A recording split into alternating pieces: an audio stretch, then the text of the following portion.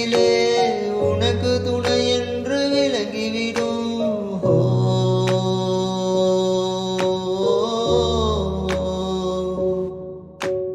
ஓ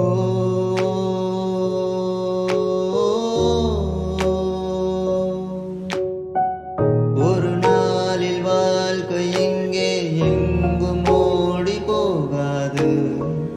மறுநாளும் வந்து விட்டால் துன்பம் தேயும் தொடராது.